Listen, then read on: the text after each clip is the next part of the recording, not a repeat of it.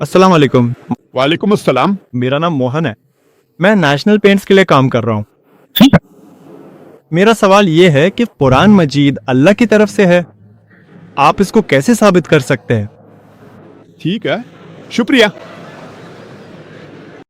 بھائی نے مجھ سے سوال کیا ہے کہ آپ کیسے ثابت کر سکتے ہیں کہ عظیم قرآن اللہ تعالیٰ کی طرف سے ہے.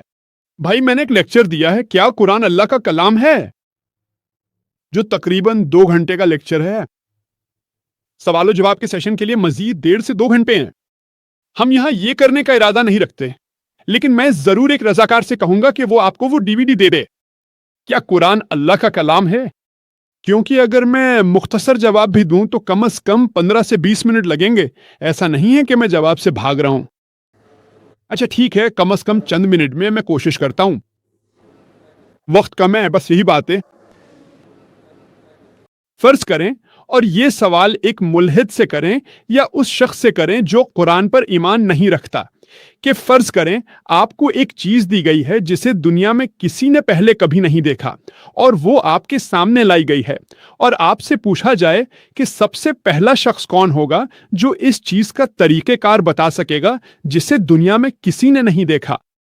جیسا کہ میں سوال پوچھ رہا ہوں، فرض کریں کہ کوئی ایسی چیز ہے جو آپ کے سامنے لائی گئی ہے، ایک سامان ہے جسے دنیا میں کسی نے پہلے نہیں دیکھا، اور اگر میں آپ سے سوال پوچھوں تو پہلا شخص کون ہوگا جو آپ کو اس نئی چیز کا طریقہ کار بتائے گا؟ WHO خالق. بہت اچھا. کوئی کہے گا خالق، کوئی کہے گا صنعت کار، کوئی کہے گا پروڈیوسر، کوئی کہے گا موجد. جو بھی ہو اسے اپنے ذہن میں رکھو. اب اپنا اگلا سوال پوچھے، اس طرح ہماری کائنات کیسے وجود میں آئی؟ ذاتی علم ہمیں بتائے گا کہ پہلے ہماری کائنات ایک بنیادی نیبیولا تھی، پھر ایک ثانوی علیحدگی تھی، بگ بینگ، جس نے کہکشاؤں، ستاروں، سورج اور سیارہ زمین کو جنم دیا جس پر ہم رہتے ہیں. تمہیں پتہ کب آیا؟ وہ تمہیں بتائے گا کہ ہمیں تقریباً 35 یا 40 سال پہلے بگ بینگ کے بارے میں پتہ چلا. اب یہ بات قرآن نے 1400 سال پہلے سورہ انبیاء سورہ نمبر 21 آیت نمبر 30 میں بیان کی گئی ہے، جہاں ذکر ہے، کیا کافر نہیں دیکھتے کہ آسمان اور زمین آپس میں جڑے ہوئے تھے، پھر ہم نے انہیں جدا کر دیا. یہ بگ بینگ جس کے بارے میں ہم بات کر رہے ہیں، اس کا خلاصہ قرآن میں 1400 سال پہلے بیان کیا گیا ہے. کچھ لوگ کہیں گے شاید یہ محض اتفاق ہے. کوئی بات نہیں، اس پہ بحث مت کرو. میں اگلا سوال پوچھتا ہوں، زمین کی شکل کیا ہے؟ وہ شخص مجھے بتائے گا کہ زمین کی شکل گول ہے. جب میں یہ سوال پوچھتا ہوں کہ تمہیں کب پتہ چلا، وہ بتائے گا کہ حال ہی میں 100 سال پہلے یا 200 سال پہلے. پہلے ہم سمجھتے تھے کہ زمین چپٹی ہے. یہ 1570 میں تھا جب سر فرانسس ڈریک نے زمین کے گرد سفر کیا اور اس نے ثابت کیا کہ زمین گول ہے. قرآن نے 1400 سال پہلے سورہ نازعات سورہ نمبر 79 آیت نمبر 30 میں ذکر کیا، اور پھر ہم نے زمین کو انڈے کی شکل جیسا بنایا. اور آج ہم جانتے ہیں کہ دنیا مکمل طور پر گیند کی طرح گول نہیں ہے، اس کی شکل جیوسفیریکل ہے. یہ قطب سے شروع ہو کر درمیان سے پھیلتی ہے، اور عربی لفظ دہاہا شتر مرغ کے انڈے کی طرف اشارہ کرتا ہے. اور اگر آپ دیکھیں تو شتر مرغ کے انڈے کی شکل بھی جیوسفیریکل ہوتی ہے. کون یہ بتا سکتا تھا کہ زمین کی شکل جیوسفیریکل ہے قرآن میں 1400 سال پہلے؟ کوئی کہے گا اچھا شاید یہ حضرت محمد صلی اللہ علیہ وسلم نے کہا ہو، ان پر سلام ہو، وہ بہت ذہین تھے. بحث نہ کرو، جاری رکھو. جب ہم کسی ملحد یا ایسے شخص سے پوچھتے ہیں جو قرآن پر ایمان نہیں رکھتا کہ چاند کی روشنی اپنی ہے یا منعکس شدہ ہے، تو وہ ہمیں بتائے گا کہ پہلے ہم سمجھتے تھے کہ چاند کی روشنی اس کی اپنی ہے. حال ہی میں 100 سال پہلے 200 سال پہلے ہمیں پتہ چلا کہ چاند کی روشنی سورج کی منعکس شدہ روشنی ہے. قرآن مجید سورہ فرقان سورہ 25 آیت 61 میں ذکر کرتا ہے کہ چاند کی روشنی ادھار لی ہوئی روشنی ہے. اسے منیر یا نور کہا گیا ہے، یعنی ادھار لی ہوئی یا منعکس شدہ روشنی. 1400 سال پہلے قرآن میں یہ بات کون بیان کر سکتا تھا؟ جب میں اسکول میں تھا تو میں نے پڑھا تھا کہ زمین اور چاند گردش کرتے ہیں اور اپنے محور کے گرد گھومتے ہیں، لیکن سورج ساکن تھا، یہ اپنے محور کے گرد نہیں گھومتا تھا. قرآن مجید سورہ انبیاء سورہ 21 آیت نمبر 33 میں ذکر کرتا ہے، هو الذی خلق اللیل والنہار، یہ اللہ یہ جس نے رات اور دن کو پیدا کیا. والشمس والقمر یعنی سورج اور چاند، کلن فی فلکن یسبحون، ہر ایک اپنے مدار میں حرکت کر رہا ہے۔ قرآن کہتا ہے کہ سورج اور چاند گردش کرنے کے علاوہ اپنے اپنے محور کے گرد بھی گھوم رہے ہیں۔ آج ہمیں معلوم ہوا ہے کہ سورج کو ایک چکر مکمل کرنے میں تقریباً 25 دن لگتے ہیں۔ یہ قرآن میں کون ذکر کر سکتا تھا؟ 49 سال پہلے یہ بات کہ سورج اپنے محور کے گرد گھومتا ہے۔ مزید یہ کہ حال ہی میں ہمیں معلوم ہوا ہے کہ کائنات پھیل رہی ہے۔ یہ ایڈون ہبل تھا جس نے اس کا ذکر کیا۔ قرآن نے 14 سال پہلے سورہ داریت باب 51 آیت 47 میں ذکر کیا ہے کہ کائنات پھیل رہی ہے۔ قرآن نے کئی مقامات پر پانی کے چکر کے بارے میں بڑی تفصیل سے بات کی ہے۔ پانی سمندر سے بخارات بنتا ہے، اوپر اٹھتا ہے، بادلوں کی شکل اختیار کرتا ہے، اندرونی حصے میں منتقل ہوتا ہے، کئی جگہوں پر دریا میں گرتا ہے۔ سورۃ الزمر باب 39 آیت 21 میں کمتل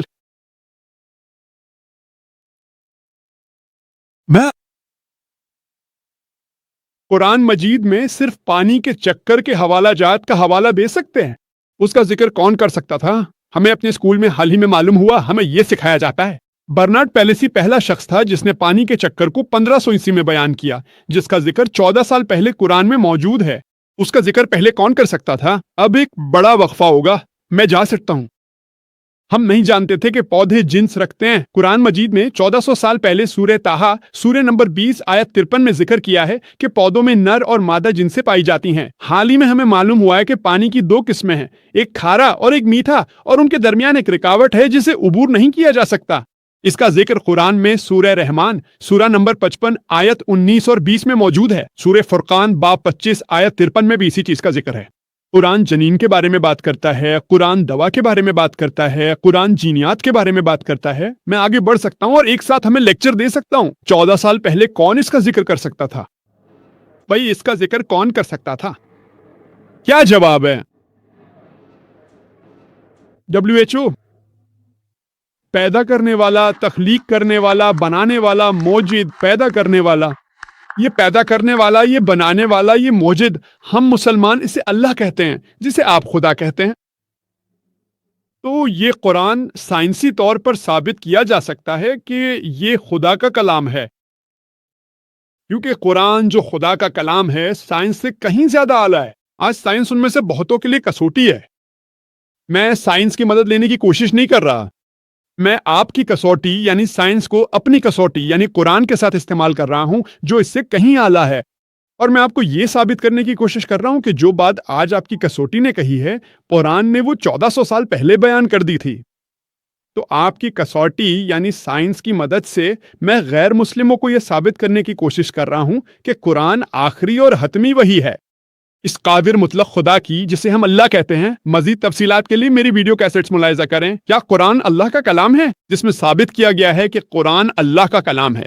امید ہے آپ کو جواب مل گیا ہوگا۔ شکریہ۔ دوسرا سوال یہ ہے کہ بہن کہتی ہیں میں نے سنا ہے کہ تالیاں بجانا اور سیٹی بجانا مشرکین یا کچھ اور مذاہب میں عبادت کی ایک شکل تھی، اب اور اسی طرح سالگرہ منانا بھی۔ اب آپ کی اس بارے میں کیا رائے ہے؟ ان چیزوں کے بارے میں صحیح رائے کیا ہے؟ کیا ہمیں اس طرح کے رسومات میں حصہ لینا چاہیے؟ کیا ہم تالیاں بجا سکتے ہیں اور سیٹی بجا سکتے ہیں؟ کیا سالگرہ منانے میں کوئی غلط بات ہے؟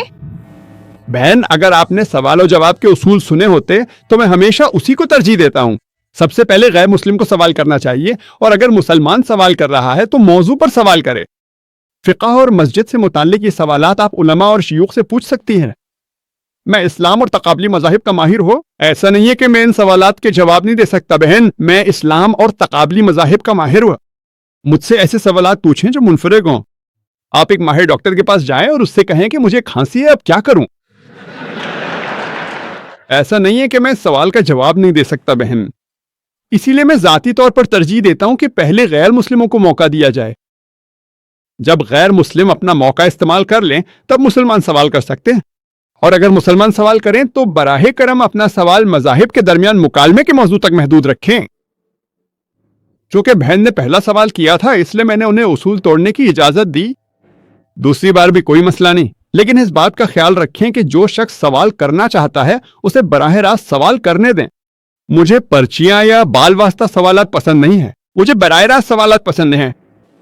میں ماشاءاللہ براہ راست ہوں، میرا انداز بھی براہ راست ہے، اور جب آپ کو براہ راست سوالات ملتے ہیں تو وہ موضوع پر زیادہ بہتر ہوتے ہیں۔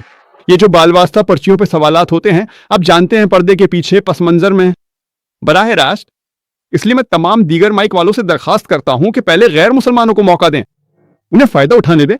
مسلمان ہمیشہ ای میل پر سوال کر سکتے ہیں، کوئی مسئلہ نہیں۔ جب غیر مسلم سوالات مکمل کر لیں تب مسلمان سوال کر سکتے ہیں، لیکن برائے کرم اپنے سوال کو موضوع تک محدود رکھیں۔ بہن کے پاس سوال ہے، انہوں نے سنا ہے کہ تالیاں بجانا اور سیٹی بجانا عبادت کی ایک شکل ہے، اور سالگرہ کے بارے میں پوچھا ہے کہ کیا ہم منا سکتے ہیں؟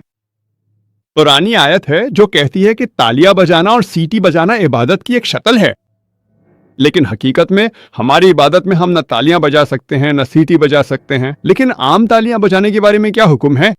اس بارے میں تمام مکاتب فکر میں اختلاف ہے۔ کچھ علماء کہتے ہیں کہ تالیاں بجانا درست نہیں ہے، زیادہ تر علماء کہتے ہیں کہ چونکہ قرآنی آیت میں آیا ہے یہ عبادت کی ایک شکل ہے، عبادت میں آپ نہ تالیاں بجا سکتے ہیں نہ سیٹی بجا سکتے ہیں۔ لیکن عام طور پر اگر یہ کسی ثقافت کا حصہ ہے اور جب تک یہ قرآن و شریعت کے خلاف نہ ہو، اگر یہ کسی کی تعریف کے اظہار کے لیے ہو، تو سب سے بہتر ہے کہ اللہ اکبر کہا جائے۔ ماشاءاللہ، اس میں کوئی مسئلہ نہیں، لیکن تالیاں بجانا حرام کے زمرے میں نہیں آئے گا، یہ مباح کے زمرے میں آئے گا۔ اس میں اختلاف رائے ہے۔ زیادہ تر کہتے ہیں کہ یہ مباح ہے، کچھ کہتے ہیں کہ یہ حرام ہے۔ اگر یہ کسی مسئلے کی تعریف کے اظہار کے لیے ہو، جہاں تک سالگرہ منانے کا تعلق ہے، پھر کچھ علماء کہتے ہیں کہ سالگرہ منانا حرام ہے، کچھ کہتے ہیں کہ یہ مباح ہے۔ میری ذاتی رائے ہے کہ شخصیات کی سالگرہ منانا، خاص طور پر مذہبی رہنماؤں وغیرہ کی، یہ شرک کی طرف لے جاتا ہے۔ نبی کی سالگرہ منانا، چاہے وہ کرسمس ہو یا مذہبی شخصیات کی سالگرہ منانا، یہ شرک کی طرف لے جاتا ہے۔ لیکن خود سالگرہ منانا، اسے مکروہ کہا جا سکتا ہے، کیونکہ کوئی ایسی حدیث نہیں ہے جو کہتی ہو کہ سالگرہ نہ مناؤ۔ مجھے کوئی ایسی حدیث معلوم ہے، لیکن یہ ضرور کہا گیا ہے کہ کفار کی مشابہت اختیار نہ کرو۔ اس لیے مذہبی شخصیات کی سالگرہ منانا میری رائے میں شرک کی طرف لے جاتا ہے، لیکن خود سالگرہ منانا میں اسے مکروہ کہوں گا، کیونکہ یہ آپ کو اسلام سے دور لے جاتا ہے، جیسے رقص اور موسیقی وغیرہ۔ لیکن اگر کوئی کہے کہ میں سالگرہ منانا چاہتا ہوں اور اسلامی لیکچر دینا چاہتا ہوں، تو میں اسے حرام نہیں کہہ سکتا۔ تو آپ سالگرہ کیسے مناتے ہیں، یہ اس پر منحصر ہے۔ کچھ علماء کہتے ہیں کہ سالگرہ منانا حرام ہے، کچھ علماء کہتے ہیں کہ حرام طریقے سے سالگرہ منانا حرام ہے۔ میری ذاتی رائے ہے کہ مذہبی شخصیات یا مشہور شخصیات کی سالگرہ یا برسی منانا وغیرہ یہ بالکل حرام ہے، یہ شرک کی طرف لے جاتا ہے۔ لیکن عام طور پر مسلمانوں کو میں کہتا ہوں ہمارے اسکول میں سالگرہ نہیں منانی چاہیے۔ یہ اسکول کا اصول ہے، شریعت کا نہیں، کہ آپ کو سالگرہ نہیں منانی چاہیے۔ تو میں بطور چیئرمین اسکول اپنے اسکول میں کوئی بھی اصول لاگو کر سکتا ہوں جو قرآن و سنت کے خلاف نہ ہو۔ تو میرے اسکول میں اصول یہ ہے کہ کوئی بچہ سالگرہ نہ منائے۔ لیکن اگر آپ مجھ سے اسلام میں فتویٰ کے طور پر پوچھیں تو بہتر یہی ہے کہ اسے نہ کیا جائے، یہ آپ کو اللہ اور اس کے رسول سے دور کر دیتا ہے۔ لیکن سالگرہ بذات خود مجھے کوئی ایسی حدیث یا قرآنی آیت معلوم نہیں جس میں اسے حرام کہا گیا ہو۔ تو یہ آپ کے منتخب کردہ عالم پر ہے۔ امید ہے آپ کا سوال حل ہو گیا۔ جی خوش آمدید دوستو، امید کرتا ہوں ویڈیو آپ نے پوری دیکھی ہوگی اور آپ کو پسند بھی آئی ہوگی۔ بھائیو دوستو، اللہ تعالیٰ نے ہم مسلمانوں کی ہدایت کے لیے اپنے آخری کتاب قرآن مجید بھیجی، اور قرآن میں اللہ تعالیٰ فرماتے ہیں اِنَّا نَحْنُ نَزَّلْنَا الذِّكْرَ وَإِنَّا لَهُ لَحَافِظُونَ۔ ہم نے ہی اس قرآن کو نازل کیا اور ہم ہی اس کی حفاظت کریں گے۔ اب قرآن مجید میں جتنے بھی احکامات ہیں تو وہ تمام احکامات جو ہے نا ان پر عمل کرنا اور ان کو اپنی زندگی میں لانا، یہی ہم سب کا منشور ہونا چاہیے اور یہی ہم سب کا منشا ہونا چاہیے۔ اسی طرح اگر آپ قرآن پر عمل کریں گے تو قرآن پر عمل کرنے سے ہی آپ کی زندگی سنور جائے گی اور آپ کو جو ہے نا دنیا اور آخرت دونوں میں فائدہ ملے گا۔ اسی طرح جہاد کے بارے میں اللہ تعالیٰ قرآن میں فرماتے ہیں یا ایھا الذین آمنوا کتب علیکم القتال فی القتل الحر بالحر والعبد بالعبد والانثى بالانثى۔ اسی طرح رمضان المبارک کے بارے میں بھی اللہ تعالیٰ قرآن میں فرماتے ہیں یا ایھا الذین آمنوا کتب علیکم الصیام کما کتب علی الذین من قبلکم لعلکم تتقون۔ تو روزے بھی اللہ تعالیٰ فرماتے ہیں کہ آپ پر روزے فرض ہے جس طرح کے پچھلی امتوں پر تھے، اور اسی طرح سے جہاد جو ہے نا وہ بھی آپ پر فرض ہے۔ تو آپ جو ہے نا جب بھی یعنی بہت سارے جتنے بھی غیر مسلم ممالک ہیں، ہندو، عیسائی، یہودی، وہ الزام لگاتے ہیں مسلمانوں پر کہ مسلمان جو ہے نا وہ جہاد کے نام سے دنیا میں دہشت گردی پھیلاتے ہیں اور لوگوں کو نقصان وغیرہ پہنچاتے ہیں۔ تو یہ بالکل ہی ایک غلط قسم کی بات ہے اور ایک غلط قسم کی افواہ ہے۔ اب دیکھتے ہیں اسلام ماشاءاللہ سے دنیا میں سب سے زیادہ ترقی کرنے والا مذہب بن گیا ہے۔ آئے دن ہم سنتے ہیں کہ فلاں ممالک میں اتنے لوگوں نے اسلام قبول کیا، اتنے لوگ اسلام کی طرف آئے۔ تو وجہ کیا ہے؟ کون سا مسلمانوں کا لشکر یا کون سی فوج جو ہے نا وہ تلوار کی زور پر گئی ہے اور اس نے تلوار کے زور پر جو ہے نا وہ لوگوں کو مسلمان کیا؟ یہ نہایت ہی غلط بات ہے۔ اسی طرح مسلمانوں نے ہندوستان پر 1000 سال تک حکومت کی، تو اگر تلوار کی زور پر وہ جو ہے نا ہندو کو مسلمان کراتے تو اب ہندوستان میں آپ کو اکثریت جو ہے نا وہ مسلمانوں کی نظر آتی، حالانکہ وہاں پر اکثریت ہندوؤں کی ہے۔ اسی طرح اسپین پر مسلمانوں نے 1000 سال تک حکومت کی، اب آپ جائے تو وہاں پر آپ کو اسلام کا نام و نشان نظر نہیں آئے گا۔ تو اگر مسلمان چاہتے تو تلوار کی زور سے وہ اسلام لے آتے، لیکن یہ غلط بات ہے۔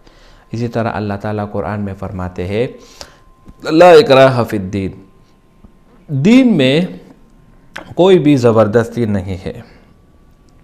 لا اکراہ فی الدین، دین میں زبردستی نہیں ہے، یعنی آپ کسی کو زبردستی اسلام میں داخل نہیں کرا سکتے، نہ ہی آپ کسی کو یہ کہہ سکتے ہیں کہ اس کو زبردستی کلمہ پڑھو ورنہ مار ڈالوں، نہیں۔ ایسے بہت سارے واقعات ہمارے سامنے آئے ہیں جہاں پر زبردستی کی بالکل ممانعت کی گئی ہے۔ تو اسلام پرابلم کریٹ نہیں کرتا، بلکہ اسلام پرابلم کو سلوشن دیتا ہے، اور اسی سلوشن کا نام کیا ہے؟ وہ اسلام ہے۔